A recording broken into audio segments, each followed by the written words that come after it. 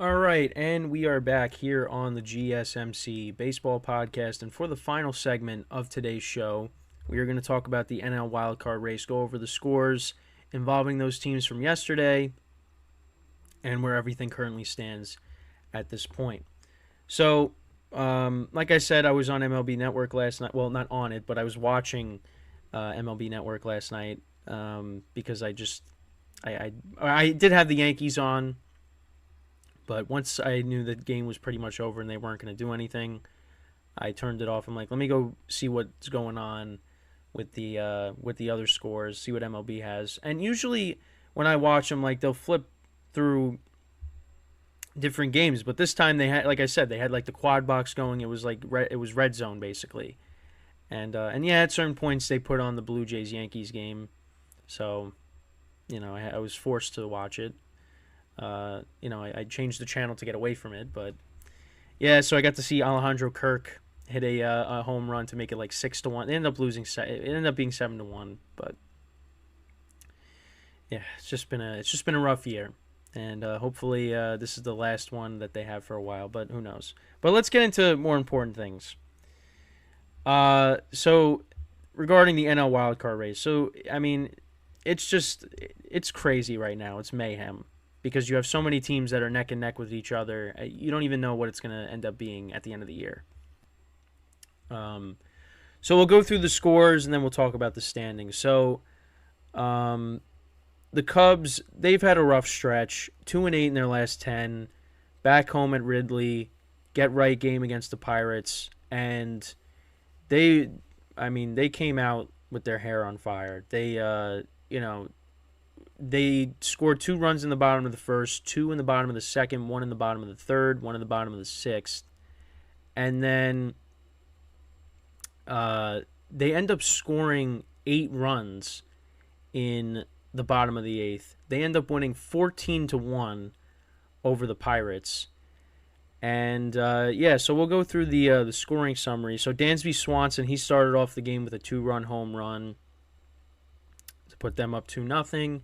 Then you had Patrick Wisdom. He had an RBI double. Horner, he had a sacrifice fly, so that put them up 4-0. Saiai Suzuki hit a home run, his 19th of the year, put them up 5-1. Alexander Canario, now not Candelario, he got hurt, so he's not playing at the moment. But Alexander Canario, he had an RBI double, also had a grand slam, and Cody Bellinger hit his 26th. So I was talking about how he was struggling. He hit his 26th home run of the season, a 3-run home run.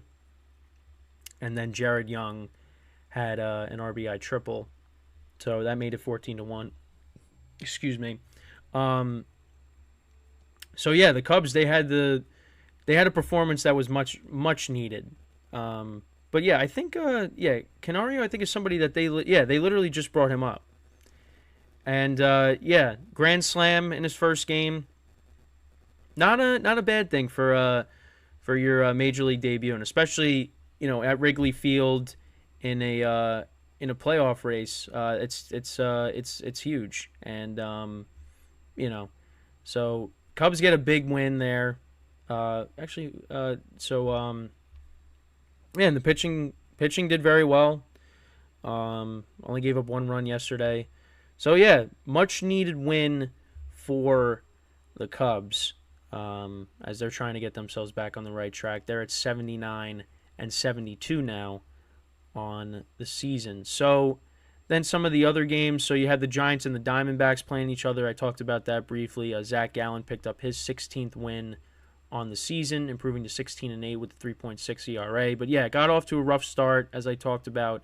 Lamonte Wade Jr. started off the game with a triple. Then there was a sac fly. Then Jock Peterson hit a solo home run. So before you knew it, the Diamondbacks were down 2-0. And as I did mention before, so Zach Gallen was 11-2 with a 2.18 ERA at home entering that game. And Jock Peterson was 2 for 21 against Zach Gallen, and he ended up hitting a home run. But yeah, then the Diamondbacks, they put up an 8 spot, and they ended up beating the Giants 8-4, improving to 80 and 72 on the season. Alex Cobb for the Giants ended up leaving the game with an injury. So, yeah, that's some news there. But yeah, Tommy Pham, after they were down 2-0, he had a force out that scored a run. Corbin Carroll had a 2-run double, so that was huge, putting him up 3-2. And then there was a throwing error that led to 2 runs being scored to put them up 5-2. Then Ketel Marte, he had an RBI single that scored a couple of runs, so that put them up 7-2. And then Giants tacked on a couple runs, and then there was a sac fly by Moreno that put the Diamondbacks up 8-4, and that ended up being the final score. So that was a big win for them. Then you had the Marlins playing the Mets, and I did catch the ending of that game. So it was 3-1 Marlins the whole time. We got to the 9th inning, so that's when I was really watching. So yeah, but before that, so Lindor started off the game with the single that scored a run. Josh Bell had an RBI double. Xavier Edwards had an RBI single. Garrett Hampson, he had an RBI single as well. So that put them up 3-1. Then you're in the 9th inning, and Nimmo comes up to the plate, and he ropes an RBI double into right center. That scored 2 runs. So that ended up tying the game into the bottom of the 9th inning.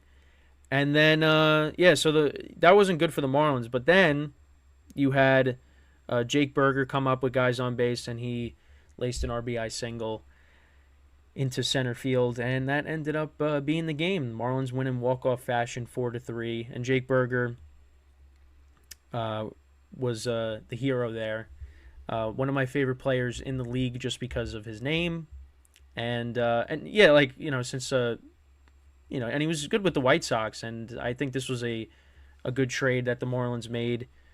But yeah, so in 44 games with the Marlins, he's got 8 home runs, 24 RBIs. He's batting .310, .366 on-base percentage, .524 slugging, and .890 OPS. So that was a very good trade that the Marlins made. And, he's going to be a big component for them going down the stretch. The Marlins want to get themselves into the playoffs. But a couple of news on them as well on the injury front. So Luis Arraez actually hurt himself in pregame warm-ups, they were saying, before the game. So he didn't play. And if I don't know the extent of the injury. Hopefully it's not too serious and he's back because, this guy's going to win the batting title. How he's been this season. Right now he's batting .354 on the season. I mean, he was batting .400 at one point, but then obviously it wasn't going to be he wasn't going to maintain that because that's just like impossible. I mean, could it have happened? I mean, who knows? But he got him. But .354 is still very good. But yeah, he's been great for them. 10 home runs, 69 RBIs on the season, 865 OPS. But yeah, .354 batting average is just ridiculous. And it really does make you wonder why the Twins let this guy go. I don't know.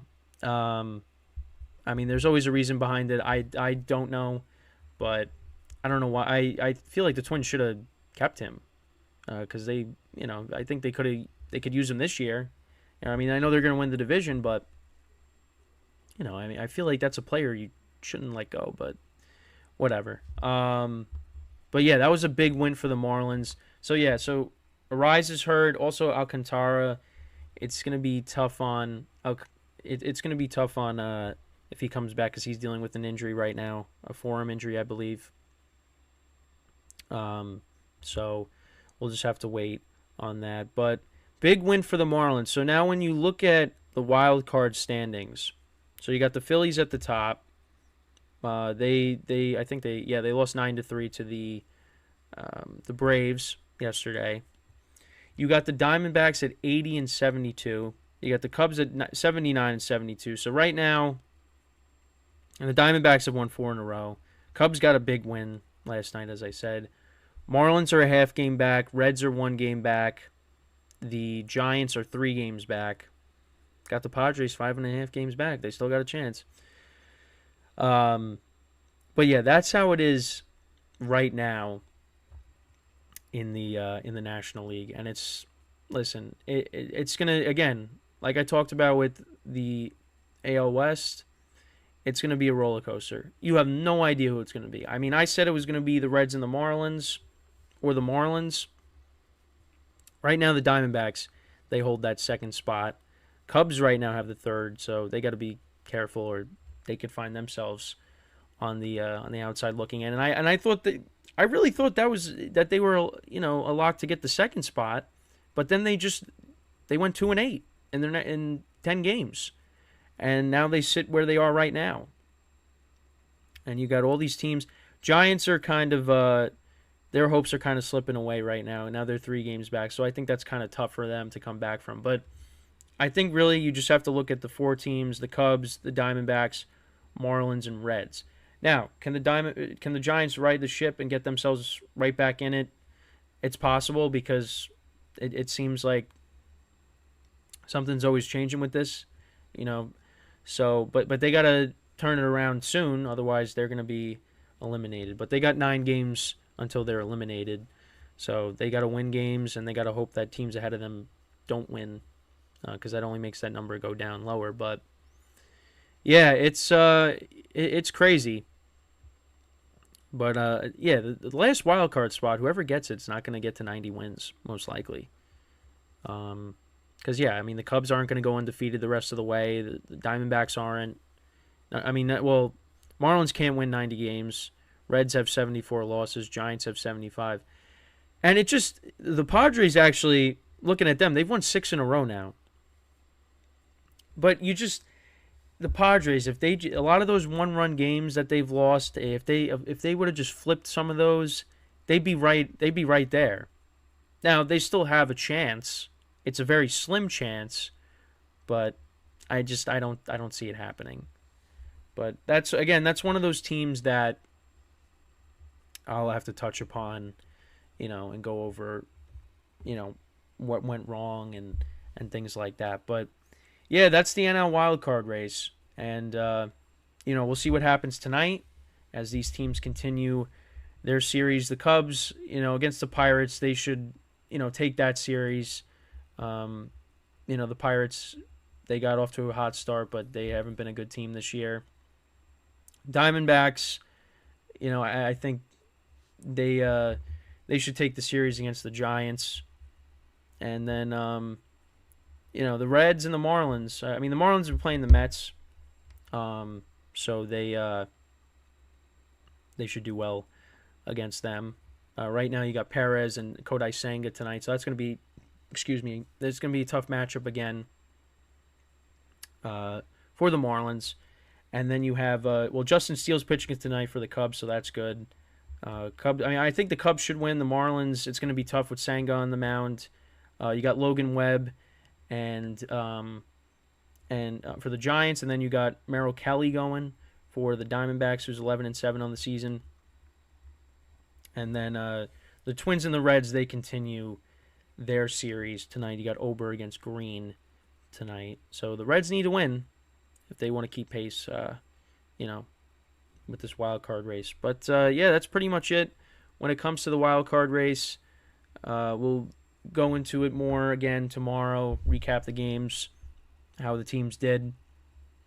And yeah, that's pretty much the show for today. And like I said, I will record the Patreon right after this, so that will be out. But yeah, that's pretty much it for the show today. I thank you guys for tuning in. We'll be back tomorrow again, 11 a.m. Eastern Time, so make sure to tune in for that on this channel. And, on both YouTube channels, they stream on the GSMC Sports Network and the GSMC Podcast Network. So, yeah, it was a great show as always. I appreciate you guys for tuning in. Make sure to leave a comment, subscribe, and like the video. Also, the show from yesterday is up and broken down into 4 segments. So if you missed anything, you could go check those out so you don't have to skip around on the live stream to try to look for them. They're all right there. They're all on both channels. And yeah, that's pretty much it. So thank you guys for watching. And I'm Kenneth Grunfelder signing off from the GSMC Baseball Podcast, brought to you by the GSMC Sports Network. Have a good day, and I will see you guys tomorrow. Take care.